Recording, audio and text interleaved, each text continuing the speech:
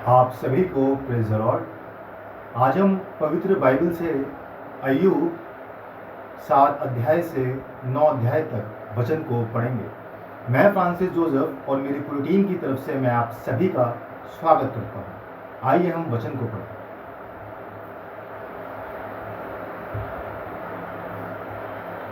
अय्यूब 7 अध्याय से 9 अध्याय तक। क्या मनुष्य को पृथ्वी पर कठिन सेवा करनी नहीं पड़ती? क्या उसके दिन मजदूर कैसे नहीं होते? जैसा कोई दास छाया की अभिलाषा करे या मजदूर अपनी मजदूरी की आशा रखे, वैसा ही मैं अनर्थ के महीनों का स्वामी बनाया गया हूँ और मेरे लिए कलेश से भरी रातें ठहराई गई हैं। जब मैं लेट जाता तब कहता हूँ मैं कब उठूँगा, पर रात लंबी होती जाती है और पाँव फटने तक झटपटाते झटपटाते उगता जाता हूँ। मेरी देह कीड़ों और मिट्टी सी ढकी हुई है। मेरा चमड़ा सिमट जाता और फिर गल जाता है। मेरे दिन जुलाई की हरकी से अधिक फुर्ती से चलने वाले हैं और निराशा में बीते जाते हैं। याद कर कि मेरा जीवन वायु ही है और मैं अपनी आंखों से कल्याण फिर न देखूंगा। जो मुझे अब देखता है उसे मैं फिर दिखाई ना दूंगा। तेरी आंखें मेरी ओर होंगी परंतु मैं ना मिलूंगा। जैसे बादल छटकर लोप हो जाता है, वैसे ही अधोलोक में उतरने वाला फिर वहां से नहीं लौट सकता। वह अपने घर को फिर लौट ना आएगा और ना अपने स्थान में फिर मिलेगा। इसलिए मैं अपना मुंह बंद न रखूंगा, अपने मन का खेद खोलकर कहूंगा और अपने जीव की कड़वाहट के कारण कुड़कुड़ाता रहूंगा। क्या मैं समुद्र हूं या मगरमच्छ हूं कि तू मुझ पर पहरा बिठाता है? जब जब मैं सोचता हूं कि मुझे खाट पर शांति मिलेगी और बिछोने पर मेरा खेद कुछ हल्का होगा, तब तब तू मुझे स्वप्नों से घबरा देता और दर्शनों से भयभीत कर देता है। यहाँ तक कि मेरा प्राण फांसी को और जीवन से मृत्यु को अधिक चाहता है। मुझे अपने जीवन से घृणा आती है। मैं सर्वदा जीवित रहना नहीं चाहता। मेरा जीवन काल सांस सा है, इसलिए मुझे छोड़ दे। मनुष्य क्या है कि तू उसे महत्व दे और अपना मन उस पर लगाए, और प्रति भोर को उसकी सुधि ले और प्रति क्षण उसे जांचता रहे। तू कब तक मेरी ओर आंख लगाए रहेगा और इतनी देर के लिए भी मुझे ना छोड़ेगा कि मैं अपना थूक निगल लूं। हे मनुष्यों पर नजर रखने वाले, मैंने पाप तो किया होगा, पर मैंने तेरा क्या बिगाड़ा? तूने क्यों मुझको अपना निशाना बना लिया है, यहाँ तक कि मैं अपने ऊपर अपाही बोझ बना हूं।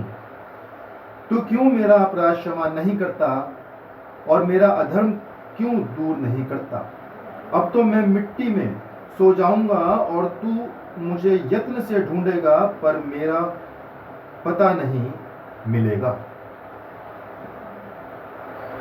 तब शूही बिलदद ने कहा, तू कब तक ऐसी ऐसी बातें करता रहेगा और तेरे मुंह की बातें कब तक प्रचंड वायु सी रहेगी? क्या परमेश्वर अन्याय करता है और क्या सर्वशक्तिमान धर्म को उल्टा करता है? यदि तेरे बच्चों ने उसके विरुद्ध पाप किया है तो उसने उनको उनके अपराध का फल भुगताया है। तो अभी यदि तू आप परमेश्वर को यत्न से ढूंढता और सर्वशक्तिमान से गिड़गिड़ाकर विनती करता, और यदि तू निर्मल और धर्मी रहता और निश्चय वह तेरे लिए जागता और तेरी धर्मकर्ता का निवास फिर ज्यों का तो कर देता। चाहे तेरा भाग पहले छोटा ही रहा हो, परंतु अंत में तेरी बहुत बढ़ती होती। पिछली पीढ़ी के लोगों से तू पूछ और जो कुछ उनके पुरखाओं ने जांच पड़ताल की है उस पर ध्यान दे, क्योंकि हम तो कल ही के हैं और कुछ नहीं जानते, और पृथ्वी पर हमारे दिन छाया के समान बीतते जाते हैं। क्या वे लोग तुझसे शिक्षा की बातें ना कहेंगे? क्या वे अपने मन से बात ना निकालेंगे? क्या कछार की घास पानी बिना बढ़ सकती है? क्या सरकंडा जल बिना बढ़ता है? चाहे वह हरी हो और काटी भी ना गई हो, तो भी वह और सब भांति की घास से पहले ही सूख जाती है। परमेश्वर के सब बिसराने वालों की गति ऐसी ही होती है, और भक्तिहीन की आशा टूट जाती है। उसकी आशा का मूल कट जाता है, और जिसका वह भरोसा करता है वह मकड़ी का जाला ठहरता है। चाहे वह अपने घर पर भरोसा रखे, परंतु वह ना ठहरेगा। वह उसे दृढ़ता से थामेगा, परंतु वह स्थिर ना रहेगा। वह धूप पाकर हरा भरा हो जाता है, और उसकी डालियां बगीचे में चारों ओर फैलती है। उसकी जड़ कंकरों के ढेर में लिपटी हुई रहती है, और वह पत्थर के स्थान को देख लेता है, परंतु जब वह अपने स्थान पर से नष्ट किया जाए, तब वह स्थान उससे ये कहकर मुंह मोड़ लेगा, मैंने तुझे कभी देखा ही नहीं। देख, उसकी आनंद भरी चाल यही है। फिर उसी मिट्टी में से दूसरे उगेंगे। देख, परमेश्वर ना तो खरे मनुष्य को निकम्मा जानकर छोड़ देता है, और न बुराई करने वालों को संभालता है। वह तो तुझे हंसमुख करेगा और तुझसे जय जयकार कराएगा। तेरे बैरी लज्जा का वस्त्र पहनेंगे, और दुष्टों का डेरा कहीं रहने ना पाएगा। तब अय्यूब ने कहा, मैं निश्चय जानता हूं कि बात ऐसी ही है, परंतु मनुष्य परमेश्वर की दृष्टि में कैसे धर्मी ठहर सकता है? चाहे वह उससे मुकदमा लड़ना भी चाहे, तो भी मनुष्य 1000 बातों में से एक का भी उत्तर ना दे सकेगा। वह बुद्धिमान और अति सामर्थी है, उसके विरुद्ध में हट करके कौन कभी प्रबल हुआ है? वह तो पर्वतों को अचानक हटा देता है, और उन्हें पता ही नहीं लगता। वह क्रोध में आकर उन्हें उलट पुलट कर देता है, तब पृथ्वी को हिलाकर उसके स्थान से अलग करता है, और उसके खंभे कांपने लगते हैं। उसकी आज्ञा बिना सूर्य उदय होता ही नहीं, और वह तारों पर मोहर लगाता है। वह आकाशमंडल को अकेला ही फैलाता है, और समुद्र की ऊंची ऊंची लहरों पर चलता है। वह सप्तशीर, मृगशीरा और कचपचियां और दक्षिण के नक्षत्रों का बनाने वाला है। वह तो ऐसे बड़े कर्म करता है जिनकी था नहीं लगती, और इतने आश्चर्य कर्म करता है जो गिने नहीं जा सकते। देखो, वह मेरे सामने से होकर तो चलता है, परंतु मुझको नहीं दिखाई पड़ता, और आगे को बढ़ जाता है, परंतु मुझे सूझ ही नहीं पड़ता है। देखो, जब वह छीनने लगे, तब उसको कौन रोकेगा?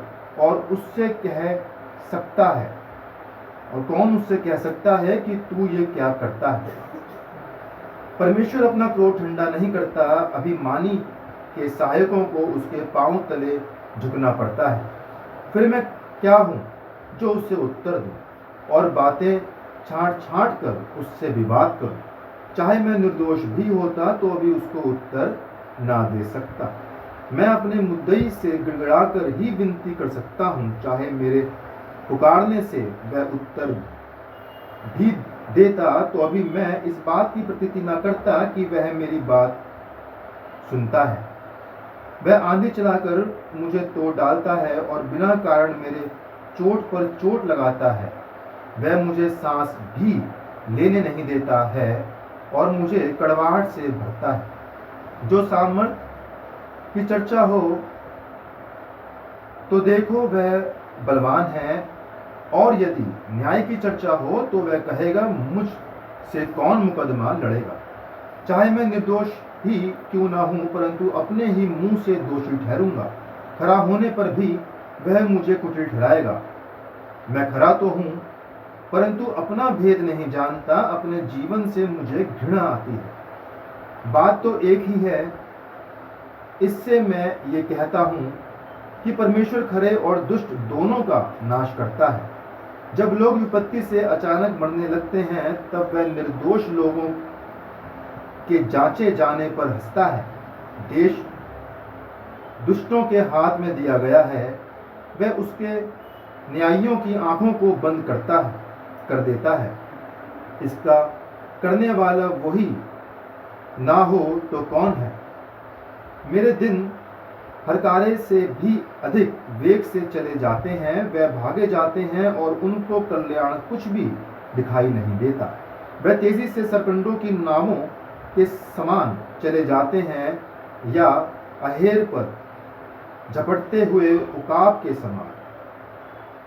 जो मैं कहूँ, मैं विलाप करना भूल जाऊंगा और उदासी छोड़कर अपना मन प्रफुल्लित कर लूंगा, तो मैं अपने सब दुखों से डरता हूँ। मैं तो जानता हूँ कि तू मुझे निर्दोष न ठहराएगा। मैं तो दोषी ठहरूंगा, फिर व्यर्थ क्यों परिश्रम करूँ?